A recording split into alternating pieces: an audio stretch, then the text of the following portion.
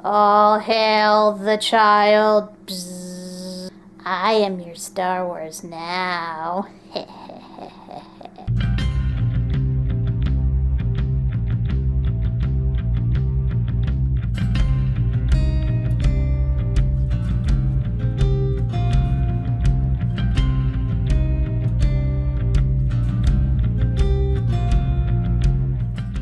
Star Wars Episode 1 was the worst thing since my child. Wait. Not this child. Everybody loves the child. Yeah. Welcome everyone to our brand new show, We Have Spoken. We have spoken. We have spoken. So we decided to try something a little different. So we all know that The Mandalorian Season 2 has finally premiered, and we definitely wanted to say something about it. However, we didn't want to try doing it in a reaction format like we normally do, just because a lot of us are Star Wars nerds, so we figured we'd go on a lot, and that would take up a half hour in and of itself. So instead, we're just going to do a straight-up discussion, just talking about the episode and everything, what we thought, what we think's going to happen, and just basically nerd out best that we can. I think the best way to start things is to talk about what we all thought of Season 1 of Mandalorian, because, who the hell doesn't like Season 1 of Mandalorian? Like, you guys? Yes, I really liked Season 1. Like, it did start off, like, the first episode kind of starts off a bit slow, like the pilot episode, because it feels so much different from everything else that we've been used to with Star Wars, even with, like, the Star Wars story movies, like with Rogue One and Solo. Like, we see them in theaters, like, it's, very traditional Star Wars, like, it has that, that action sort of, like, very heavy, like very quick pace, very, very action heavy. But with The Mandalorian, it's different because it's more of a space western, which you can't argue that Star Wars is, yes it is in a way a space western, but this is more like heavy on the western part of it. So here, like, there's the pacing is a little bit more slower, but it like I said, in the first episode it starts off slow, but by the time you get to the second episode, by the time the child comes in, that's when things start to pick up, and it's like, oh, everybody wants this child because he's so valuable, but Mandalorian feels like he gets attached to it. And he wants to do something. He wants to protect it, and so he goes like across the galaxy to kind of hide from it. Which also kind of takes elements from, like, there's this old, like, samurai movie about the samurai, and he's traveling around with a kid, trying to protect the child, like that kind of thing. So there's like samurai, so it's like Western but samurai, and it's like it's so different, but yet it fits in the realm of Star Wars because it takes place between Jedi and Force Awakens in that empty void of the Star Wars history where the Empire has fallen and the New Republic, like the New Republic is there, but we're on the Outer Rim. So like the Outer Rim is the Outer Rim, like it's on the outskirts, so like hardly anybody is there. So like So there's a little bit of there's a little bit of chaos in between, that whole Empire falling and the New Republic trying to establish itself. A little earlier, closer to where Jedi is versus because they say it's like 5 years after Jedi. So the New Republic is just trying to hold its ground, and also there's still remnants of the Empire. Yes, there is still remnants of the Empire. There's still like little warlords and stuff, and there's like, was it Operation Expanded Universe? There's something called like Operation Cinder, where basically they're just like, well, if they, if I'm going down, it's like you can't take everyone. So they basically, it's like a self-destruct kind of thing where they just like destroy basically themselves, like the whole Empire in a way. So that way the rebels can't get anything, I guess. So it's a very weird time. There's like some stuff in it from like Battlefront 2, the video game, that kind of touches upon that. But anyway, with Mandalorian, the rest of the series, like the rest of Season 1, just kind of, we learn more about Mando, like what his backstory is, and like how, and we see how well his reputation is, and we see how how he's had a history of like interacting with all these different people. Like in that one episode where they have to break into a New Republic prison ship, and they have to like escape. Like we find out that he's worked with these people before. So Season 1 was very much like setting up like who the Mandalorian is, what he's about, and what he needs to do with the child. And now that we're in season 2, it's about him trying to get him back to his own kind, which I don't even know, like, how would you be able to, like where, if there's any more of these, like, left, because especially with the Jedi being, at this point, almost non-existent. Yeah, there's probably still some in hiding from the Old Republic, but, like, I don't know how many of, I'm going to say Yoda species for lack of, just for context, how many of those are actually left. I mean, because Yoda passed away in episode 6, so it's like, what's going, like... It's not to say he didn't, get around a bit during after his Jedi days. Well, keep in mind, too, we've only seen Yoda. That doesn't necessarily mean any other of the species aren't around. I remember because I've played Knights of the Old Republic, and I believe there was a Master Voda, I believe his name was. Yeah. So who was basically looked to be the same race as Yoda. So there's probably some around. And, given the fact that the child is supposed to be about 50 years old, it's like... Yeah, I mean, he probably existed around the time Yoda did. Yeah. Because Yoda died during Return of the Jedi. So, and this, like you said, it's only 5 years after. So, we got to account for the other 45 years. Yes. Yeah. I also think, because as we've been finding out more recently, that they're, sort of incorporating a few other characters, such as we're going to be getting Boba Fett, and we're also going to be supposedly getting some characters from the Clone Wars / Rebels incorporated in. So it definitely begs to differ that there are still Jedi, or, something resembling the Jedi. Plus, it's 5 years in, maybe Luke has started training the next generation of Jedi. So, I don't think they're dead yet, or, About that maybe, like, in future seasons, that we might see more Jedi, like, as we see Mandalorian. No, I'm not going to go into that, because obviously we don't know. But what I'm saying is, given what we have from the past, continuity, it's very clear that there could still be more Jedi around than we know. Oh, yes. And that was even established even in the old expanded universe, that there were still Jedi hiding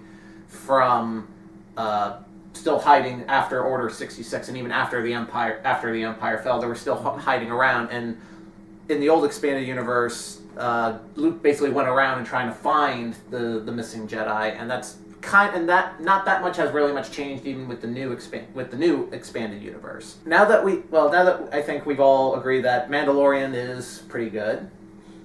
Yeah. It started off pretty well, and now we're getting into the beginning of season 2, and with the Marshal, the name of this episode, and it kind of starts off kind of like how the beginning of the series started off, where Mando is basically going into a public place, and he's trying to track down a guy to help him lead to something, I guess. And in this case, he's trying to find someone to lead him to find more Mandalorians. Because at the end of season 1, the Mandalorian gets confronted by the Empire, and they escape, and at the same time, all the other Mandalorians basically just kind of jet afterwards, after the Empire kind of took over. So, the remnants of the Empire took over. So now Mando is trying to find other people to maybe help him get the child back to his own kind, or with the Jedi, I guess you could say. So he comes in, and he's in this arena, this gladiatorial arena kind of wrestling ring thing, and he meets up with the guy, and immediately there's a big confrontation, shoots off a bunch of things, and taking out guys, and he finally gets the information saying that, oh, there's a Mandalorian on Tatooine, and we've been to Tatooine before. Too many times. Although we only went once in the one episode with the gunslinger episode. But nonetheless, it's like everything seems to always come back to Tatooine, and it's like ultimately there's really no reason to keep going there. Except that it was in, the very first Star Yeah, Wars. it's It like- was Luke's it's- homeworld. It was Anakin's homeworld. So it always has to play back in some way or form. It's becoming more fan service than, an actual, necessary, planet to go to. But it's even more fan service when we find out what happens at the end of the episode, which we'll get to. But that first scene in general, I like it. It's it's kind of throwback. It throws back to the pilot episode, but once again reestablishing that Mando is a badass, and he's trying to, get the child to be with the Jedi, and needs to find other Mandalorians to kind of help him. But when they say there's a Mandalorian on Tatooine, I'm just like, wait, are we already jumping the gun already? Are we already going for Boba Fett? I'm just like, what? And so when he eventually does go to Tatooine and goes to the one place where we finally meet, the Marshal, and all of a sudden he gets to the bar, and then he says, oh, the guy's right there, and we turn and it's like, wait. And the guy's wearing the Boba Fett armor. He's wearing the iconic Boba Fett armor, but at first I'm looking at this. I'm like, wait, he's too skinny. I know. Not to mention he's wearing the red shirt underneath. I know. So that's what threw me off. I'm like, wait a minute, what's going on? I don't like being superficial or anything, but when I saw him, dude, your hips are way too narrow. To be Exactly. So that's what threw me off. But then they take it off, and it's Timothy Oliphant. He's playing Cobb Vanth, who is the marshal of this town, and he apparently got the armor from Jawas. Apparently. Well, yeah, because they raided. I'm assuming the wreckage of Jabba's ship by the what's it called? By the Sarlacc. The Sarlacc pit, yes. That makes sense, and it also does kind of explain how Boba Fett kind of escaped, because when you think he escaped, you're like, oh, he escaped with his armor. Because in the old expanded universe, he does escape from the Sarlacc pit as well, but he still has his armor. Well, I imagine after being in a monster's stomach, he'd be covered in stomach acid and shit. So he probably discarded it as soon as he got out, because not only was it disgusting, but it was probably hot as balls too. And let's also get to the fact that he and his clone father, Jango Fett, are not actual Mandalorians, so their creed of never taking off the mask or armor is out the window. Yeah. No, it doesn't apply to them. Out the window. No. Yeah. We see Cobb Vanth, and he's explaining stuff. He's explaining about who he is, where how he got the armor and stuff, and he doesn't know much about the Mandalorians, but then all of a sudden we see the town starts to shake, and we think it's a sandstorm, but it turns out it's a giant crate dragon thing coming out of the sand. Suddenly this turned into Dune. Not so much a turn into Dune. It's I'm looking at this. I'm like, and I have to refresh myself, because I'm like, wait, those things do exist in Tatooine. We just don't see much. We don't see much of them because they haven't really incorporated them much in live action per se. They do exist. Like going back to the original Star Wars. There's that snake-like skeleton thing. Right. That's probably what it is. That was probably one of the crate dragons. I just want to say also is watching this episode made me realize basically Tatooine is the equivalent of Australia. Everything is trying to kill you. Yes. Everything's hot as balls. Everything's trying to kill you. Anybody who's there is either they're there not by their own choice, or they're there to hide. It's nobody would go there by choice if they could avoid it. Yeah, really. Amy Sedaris went there. I like Again, she probably didn't choose to be there. I do like we got to see her again. Now that we've watched BoJack, I realized, and she was all excited to see the child. I'm like, oh, is she gonna name him Untitled Princess Carolyn Project? Yeah, he has a name now.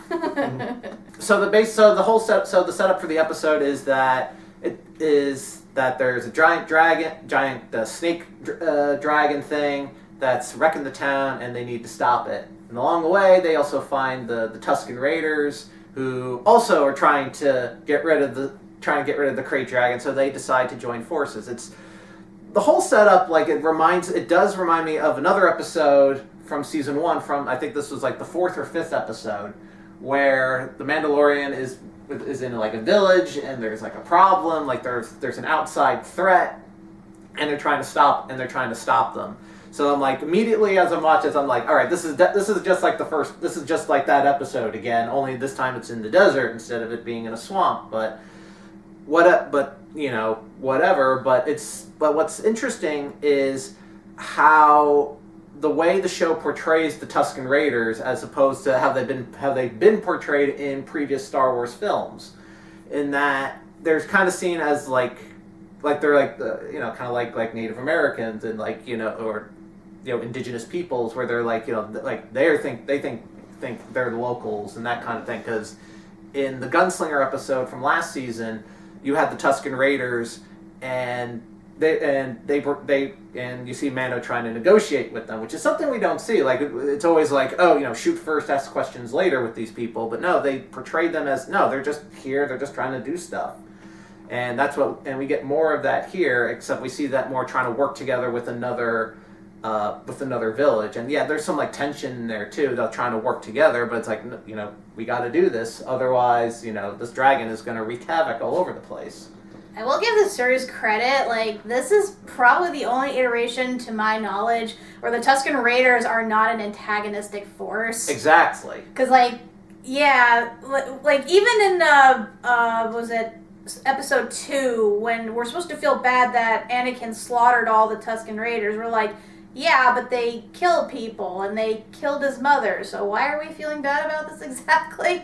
But I'm glad to see that they actually sort of humanize them, and they've shown that they have a culture, they have a system of communication, and that they are capable of working with other species under the right circumstances. Actually, one tidbit that I read about online, which I thought was rather interesting, they actually hired a deaf actor to do the sign language. And it was funny because, like, some of the people that were, like, playing the Tusken Raiders were trying to learn it. They're like, shouldn't we have a deaf person in here, kind of to make this a little more authentic? And they're like, oh, yeah. So I'm glad for that. Yeah, inclusion. Yes. Yeah. Yes. But yeah, I think also it's like with all the other, times we've seen them in any of the series, it's like everybody just writes them off as like brutal savages, rather than the indigenous people. And I think, obviously it's a sign of our times that we're finally saying, hey, we're actually going to try to legitimately communicate instead of, seeing them as we have with natives in our past. There's very much that parallel to our own, culture and, how we've treated natives in the past. Mm-hmm. I find it funny how the Jawas now are more assholes than the Tusken Raiders are. Because they still are little bastards that steal shit. I mean, honestly, with the Jawas, it just seems like they're one note.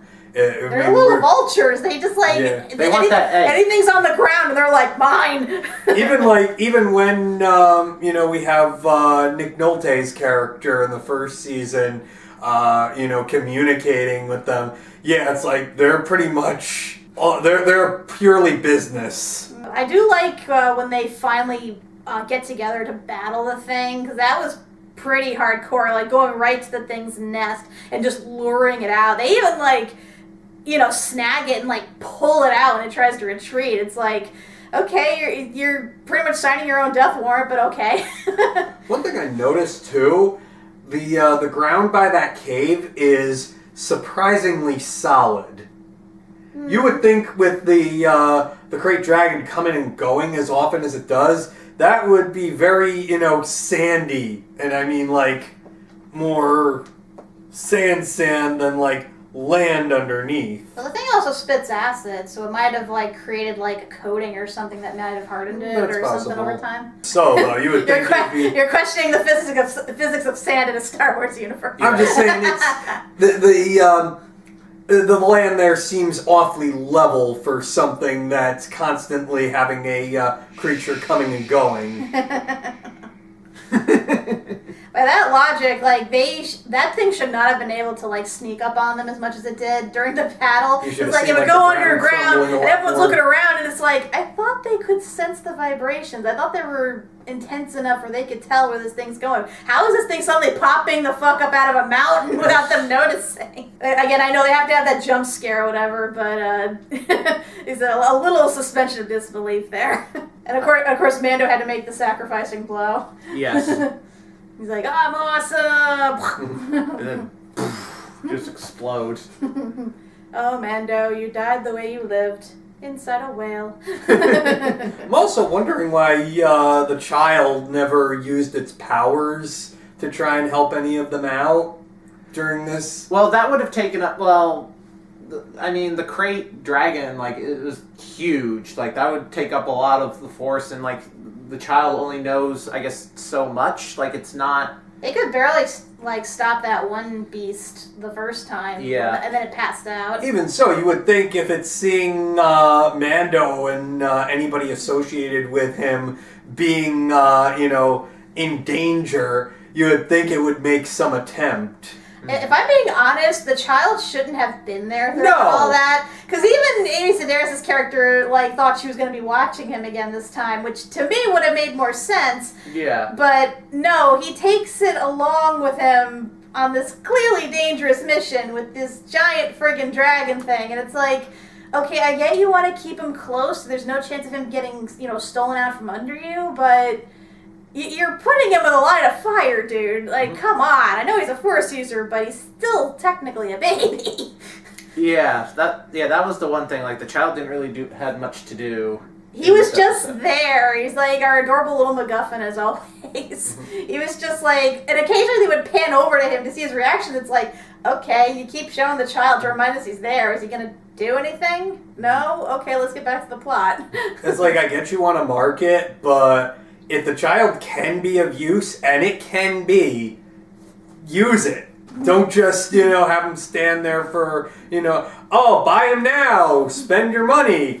It's like... Do the little hand wave Yeah. guy.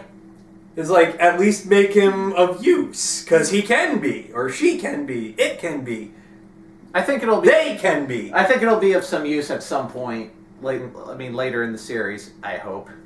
So that's the problem of being a MacGuffin. You're there to be sought after. They're very rarely made as an essential part of the story. It's just the thing to get, unfortunately. And I know they're probably building towards something, obviously, especially with him having powers.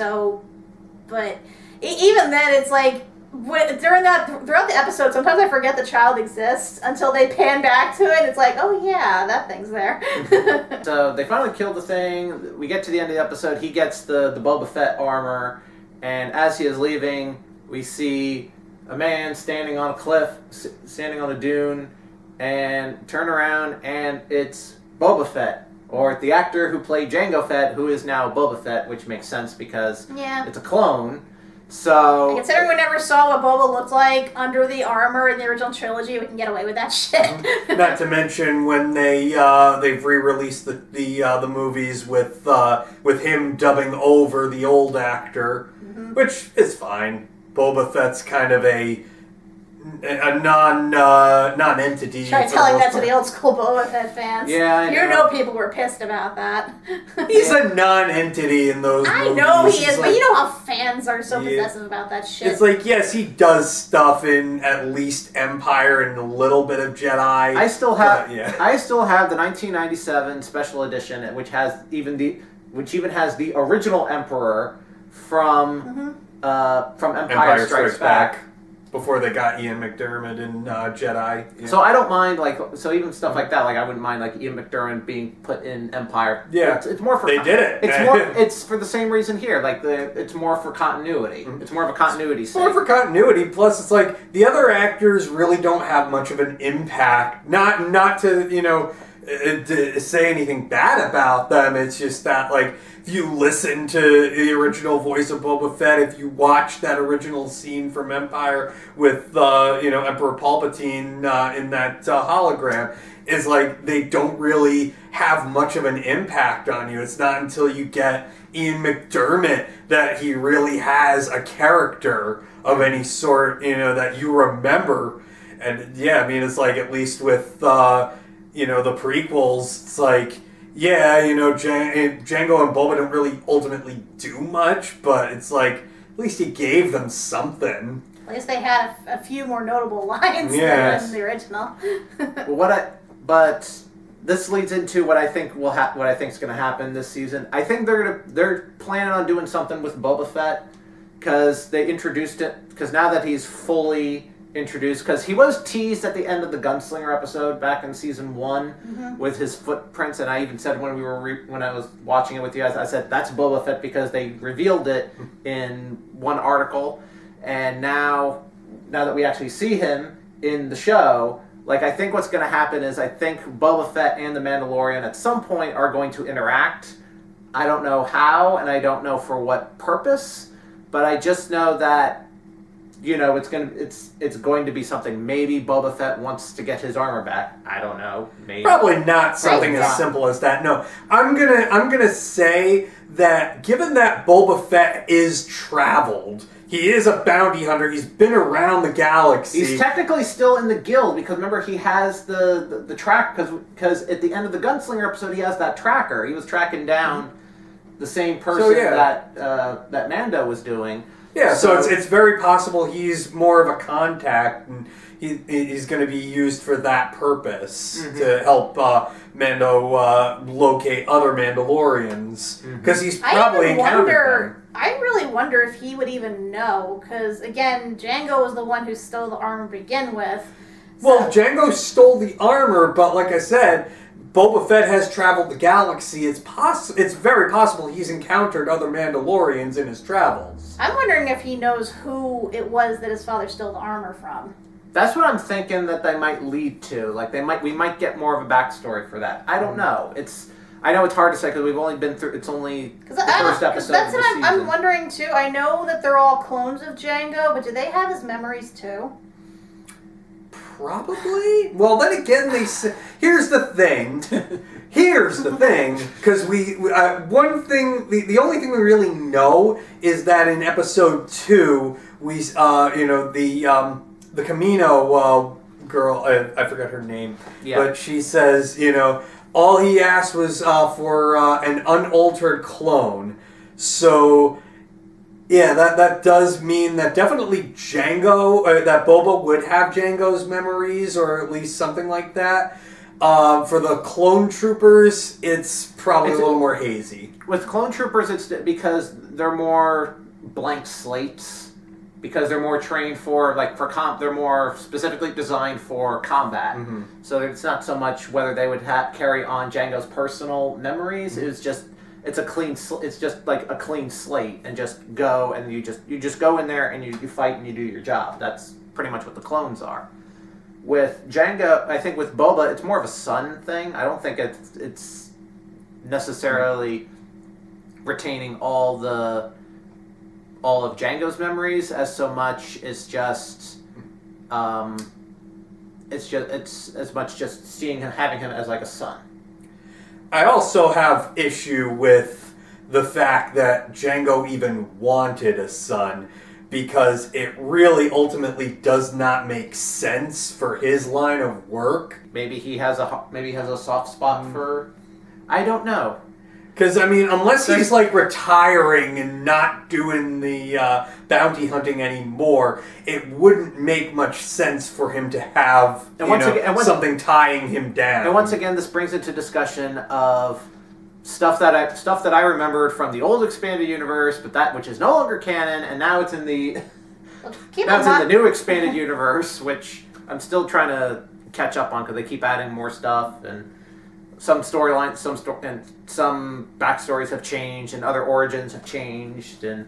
Well, keep in mind too, Boba was raised on that planet that nobody knew about until Obi-Wan found out what it was. So yes. He probably thought, if he was gonna raise a child, that would be the perfect time, because here's this whole hidden facility full of clones that can watch his son while he goes out and does his bounty hunter stuff. He probably, thought now's as good a time as any. He's already got like thousands of himself. He's like, why not have like a legitimate one he can raise for his line of duty, which he can raise in an environment where he knows he'll be safe. Just saying. Yeah. Overall, this episode, like, it wasn't terrible. It's just, it kind of reminded me of, it was just like we went through this with last season, with the one episode with Mandalorian had to help a village. Here he's helping out another village, but it's a reestablishment episode. It's like we have to be reminded of who Mando is, how badass he is, what his goal is, and maybe revisit a place he'd been to in the past season and basically get the ball rolling on like this season's mystery or whatever. It's basically get him from point to point. Mm-hmm. Like, it really didn't feel like he accomplished much though. Like, I know he saved that town and like he got helped out the Raiders, and he got the armor and stuff, but he still didn't accomplish what he set out to do. The whole reason he even went back to Tatooine is because he thought there was a Mandalorian there, and turns out there's not. And again, I don't really count Boba too much, but I guess that's yet to be seen. On the other hand, though, it does add another ally to his growing list of them. Yeah. It's like you got Carl Weathers, you got what's her name, the shock trooper. Yes. Yeah. So it's like while he's not necessarily intending to do this, it's kind of like how Batman picking up stragglers that become his army. So it's like he's creating the Mandalorian army with non-Mandalorians. I do like they showed some insight into what happened on like other planets once the Empire was destroyed. And I just love how on Tatooine, like, as soon as, the Empire was destroyed, it was a fucking free-for-all for everybody. It's like, oh, well, the Empire's gone. Let's raid and steal shit. Yes, but they honestly, it's not like the Empire really had much authority over Tatooine. They just kind of... They really didn't. No, they just kind of showed up because the droids wound up going onto the planet and they were looking for him. Otherwise, they don't really care about the planet. I'm assuming they have some sort of understanding with the Hutts, or did have an understanding with the Hutts. Well, they had an understanding with the Hutts because going back to the Clone Wars, where like when I showed you guys in the Clone Wars movie, they needed to create some sort of establishment in the Outer Rim, like especially having to deal with the Hutts so they can pass through. So it was more about troop movement more than anything else. So that kind of connection, I think, continued on into the into when it became the Empire. I mean, Empire Strikes Back, they actually, instead of, killing Han, they actually handed him over to Boba to bring to Jabba. Mm-hmm. It's like, they didn't have to do that, but they still did it. Yeah. Well, I mean, it was kind of like, if he's, they were testing it to see if, he would survive the carbonite freezing process. It's like... Yeah, but he's still a rebel that destroyed their first base. If they really wanted to, they could have just killed Han right then and there, even after they froze him. Yeah. But they still went out of their way to get Jabba what he wanted. Well, yeah, but it's not like they had any... It's not like they had any use for him. It's just like they were just using him to, experiment to make, see what the process would do. And so after that, it's like, we don't care what happens with him. You can go ahead and take him to Jabba. Yeah, I guess. I just figured they'd be a little more bitter, with their giant space station blowing up. Especially when they have the ones who are the core group that's responsible for it. Just saying. Any predictions of what we're going to see next episode? What is the name of the next episode? Well, that's the thing, like... With Disney Plus, with the way they're doing Mandalorian, they're not revealing any episode titles until after they post it. Okay. So as much the next one's actually titled The Confrontation. We actually have titles for all of the episodes for the season. Oh, Nerds really? will find a way. Yeah. So we've got after this. So we've got the next one is The Confrontation. Then we have The Bounty. Then we have The Republic. Then we have The Loyalist. Then The Sorcerer, then The Return, and finally, The Empire. Ooh, boy. So that's what we're leading back to. So, The Confrontation. I wonder what that could be. It's not like there isn't a billion people out there who want to kill Mando. I know. It's a very vague title, but But hearing the names of the rest of the titles, I'm just like, already I'm picturing like what's gonna happen. But that last episode, the Empire, I'm like, are they hinting like, is this where they're like? It's probably one of their mini resurgences or something. And also, the first of many clones of Palpatine. It could be anything. Keep in mind too, the Moff is still out there with his Darksaber. Yeah, I want to know. Yeah, that's another theory. What's with him and his Darksaber, and how did he get the Darksaber? Because the last time you guys, if I'm not mistaken, the Darksaber was mentioned was in like Rebels.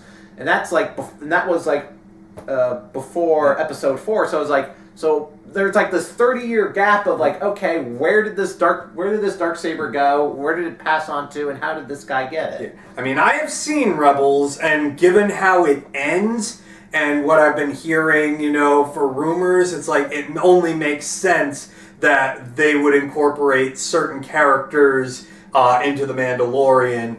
And like I said, as soon as the the Darksaber shows up, I'm like, that's raising flags right there. Yeah. So it's like, yeah, we definitely need to get you caught up with Rebels, and definitely you need to see what's going on there. Mm-hmm. But yeah, that definitely raises a lot of questions as to how he has the Darksaber.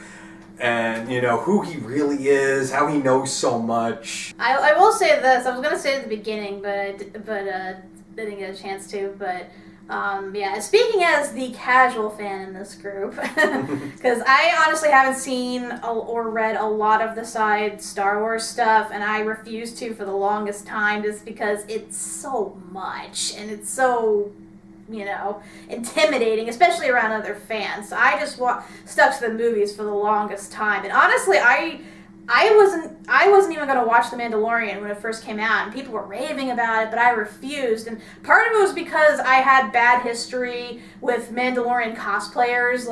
Because again, I was very limited in my knowledge. I didn't realize Mandalorian was a race, so I thought the person or a creed. Yeah, right? It's a creed now. Right. So I would go up to a person and say, "Oh, you're Boba Fett," and they would flip out on me like, "You have no idea." Some of these people were just, Jesus. So of course that put me off of it, and I didn't want anything to do with all that. But sure enough, the hype got so big, and I saw all these Baby Yoda memes and stuff, and I'm like, you know what? I'm probably going to have to watch this at some point for the Disney podcast we do with Zen or something like that, so let me just watch it. And I am very glad I did. Again, speaking as a casual fan, I really enjoy how you can just come right into this with just the basic knowledge of the movies, and you don't feel dumb, you don't feel intimidated, and you can just enjoy this as a good story and for what it is. So I just wanted to say kudos to Mandalorian for being able to accomplish that. Yeah, I very much like this and like Rebels for basically that sort of same reason. It's like that we've got this uncharted timeline that we can do so much, sort of sandbox with, and that we have characters that aren't part of the main cast from the movies, but, maybe encounter them. And that, it's like, it's nice to see these adventures that are separate from the main canon, and that we can see, the world building, the world outside of just what we see in the movies. Mm-hmm. That's always been my approach with the expanded universe, is that with Star Wars, if you want to just watch the movies, just the main movies, that's fine. That's totally okay. But if you want to delve more, if you want to see this other side stories, if you want to read this comic or if you want to watch the show or whatever, you're free to do that. You're absolutely free. You're absolutely free to do that. And if you want to embrace that, that's fine. Yeah. That's totally okay. Don't shame anybody who just watches the movies. And like a lot of the stuff, to me, the expanded universe doesn't necessarily have to constantly intertwine with the main stuff. In fact, that's not really how I kind of see it. In fact, the expanded universe was never originally really designed to really intertwined with the main stuff. It's not like what it is now, where everything has to be intertwined, like where everything is trying to follow the Marvel formula. It's more about, it's like saying, like, if you want to watch the main stuff, that's fine. But there's also these these side stories. If you want to watch that or read that, there's that too. So you don't really need to. So if you do try to get into the like expanded universe stuff, as long as you have a basic knowledge, from like the movies and stuff, that's where it's built. That's the foundation, and everything else is built off from there. So.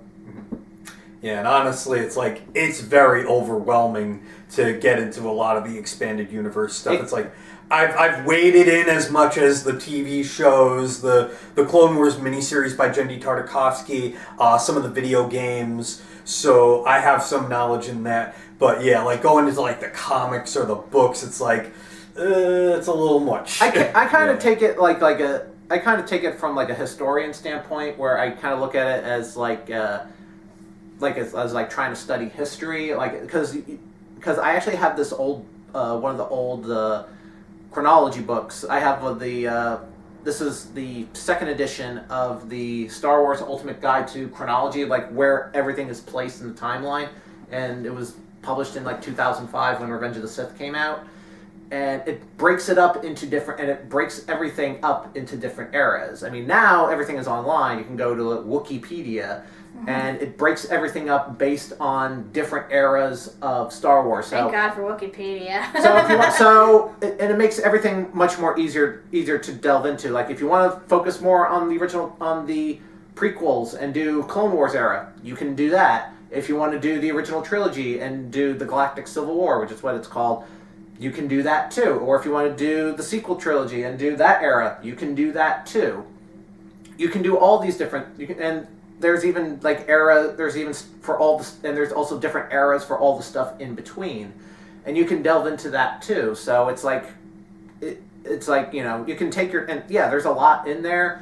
You don't have to overwhelm yourself. It's just I just like looking at it and seeing how everything in a broad sense, and then when they try to, and now since I'm one of the older fans with the old expanded universe, seeing how they're taking some of the stuff from the old expanded universe and trying to reincorporate it into here. Like there are still plenty of characters and plenty of stories and stuff from the original expanded universe that they still have yet to touch upon because they're focusing on this, that, and the other thing. So it's going to be interesting. So pretty much we've said all we can about this episode. And not much had happened. It's all establishing, but we know there's more to come, and I have a feeling there's going to be some pretty big revelations and twists ahead of us. Mm-hmm. So until then, I'm Kat McBerry. I'm Eric Stoller. I'm Doug McBerry. And we have spoken. We have spoken. This is the way. This is the way. This is the way.